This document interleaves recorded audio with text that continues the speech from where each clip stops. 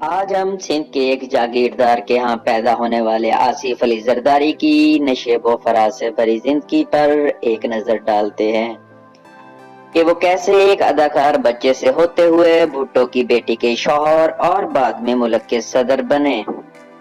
اس سے پہلے کہ ہم تفصیلاً آصف علی زرداری کی زندگی پر روشنی ڈالیں، آپ ہمارے چینل کو سبسکرائب کریں اور بیل آئیکن کو دبائیں تاکہ حالات حاضرہ، تاریخی واقعات اور شخصیات کے بارے میں آپ ہماری کاوش سے بر وقت فائدہ اٹھا سکیں۔ شکریہ۔ ہاں تو آصف علی زرداری ایک سندھی بلوچ سیاستدان اور ذوالفقار علی بھٹو کے ابتدائی سیاسی ساتھیوں میں شامل حاکم علی زرداری کے ہاں 1954 میں پیدا ہوئے۔ ان کے والد کا اندرون سندھ ذمہ داری کے ساتھ کراچی میں کاروبار اور سینما گھر تھا۔ آصف علی زرداری کی ابتدائی تعلیم بھی ایل کے اڈوانی، محمد خان جنیجو، شوکت عزیز اور پرویز مشرف کی طرح سینٹ پیٹرک اسکول کراچی میں ہوئی، جس کے بعد انہوں نے دادو میں قائم کیڈٹ کالج پٹیارو سے 1974 میں انٹرمیڈیٹ کیا۔ 1968 میں شوقین مزاج کامسن آصف علی زرداری نے فلم ساز سجاد کی اردو فلم منزل دور نہیں میں چائلڈ سٹار کے طور پر بھی اداکاری کی۔ فلم کے ہیرو حنیف اور ہیروئن صوفیہ تھیں، لیکن یہ فلاپ فلم ثابت ہوئی۔ آصف اپنے لڑکپن میں پولو اور باکسنگ کھیلنے کے شوقین بھی تھے اور انہوں نے ایک پولو ٹیم زرداری 4 کی بھی قیادت کر رکھی تھی۔ سیاست سے آصف علی زرداری کا سن 80 کے وسط تک دور دور تک واسطہ نہیں تھا۔ بس ایک سراغ یہ ملتا ہے کہ 1983 میں انہوں نے ضلعی کونسل نواب شاہ سے بلدیاتی الیکشن لڑا لیکن ہار گئے، جہاں ان کے خاندان کے ہزاروں ایکڑ زرعی زمینیں تھیں۔ 1987 آصف علی زرداری کے لیے سب سے فیصلہ کن سال تھا، جب ان کی سوتیلی والدہ ٹیمی بخاری اور بیگم نصرت بھٹو نے بے نظیر بھٹو کے ساتھ آصف کا رشتہ طے کیا۔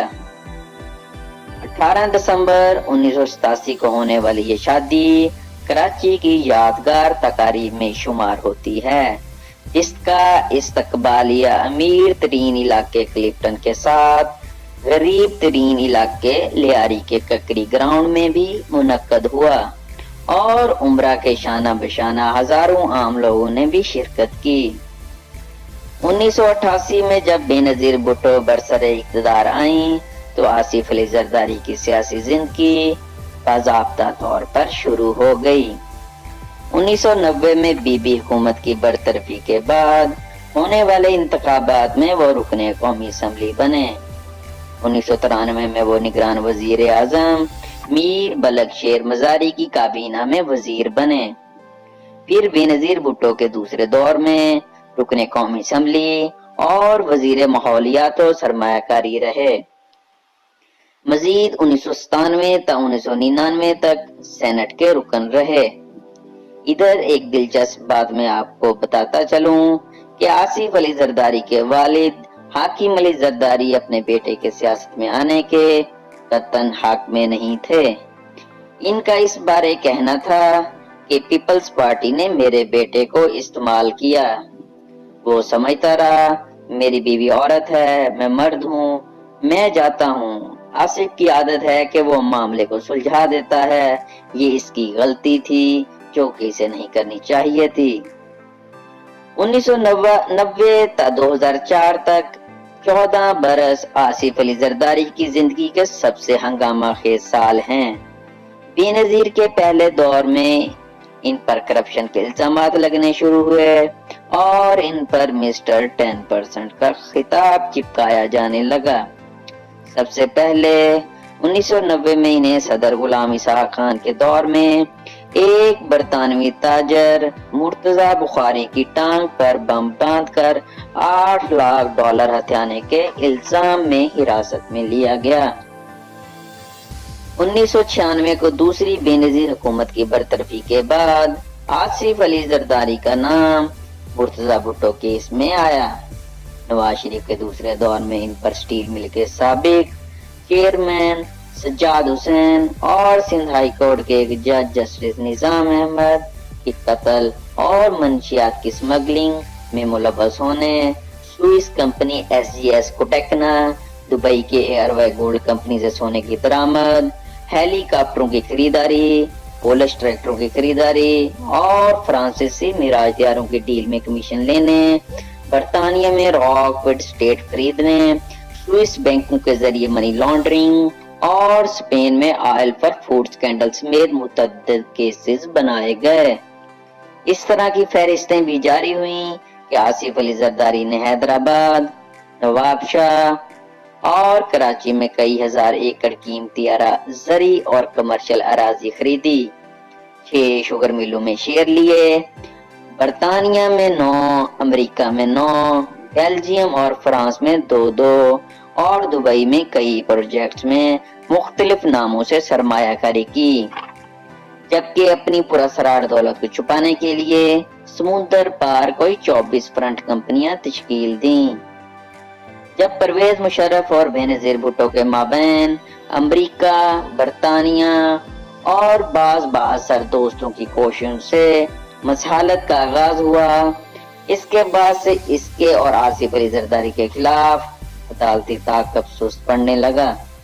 कोई एक मुकदमा भी या तो साबित नहीं हो सका, या वापस ले लिया गया, या हुकूमत मजीद पैरवी से दस्तबरदार हो गई। इस सिलसिले में अक्टूबर 2007 में मुतारफ कराए गए मुतनाज़ा NRO ने भी अहम किरदार अदा किया।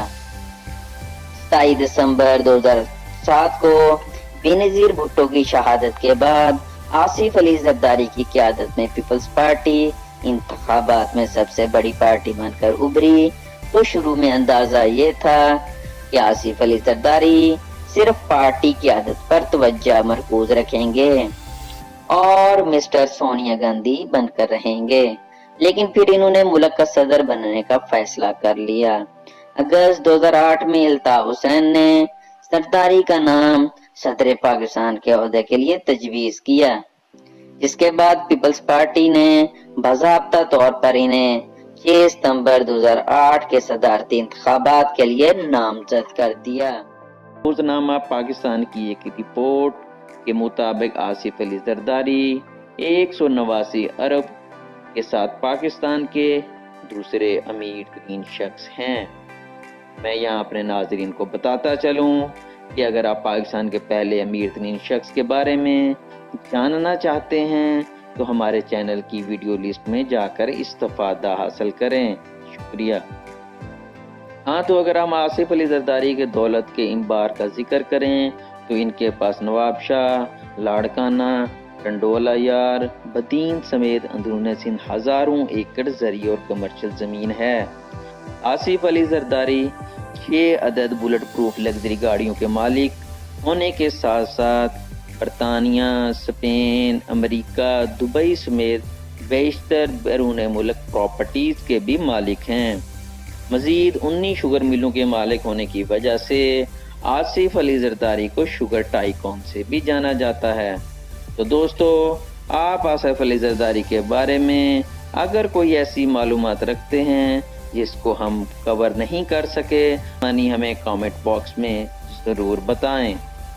इसके अलावा आपने अभी तक अगर हमारा चैनल सब्सक्राइब नहीं किया तो बराए मेहरबानी सब्सक्राइब करें और बेल के बटन को दबाएं ताकि हर नई आने वाली वीडियो से आप आगाह रहें। अगली वीडियो तक आप अपना और अपने इर्द गिर्द के लोगों का खास ख्याल रखें। तौकीर जुल्फ़कार को इजाज़त दीजिए। अल्लाह हाफ़िज़।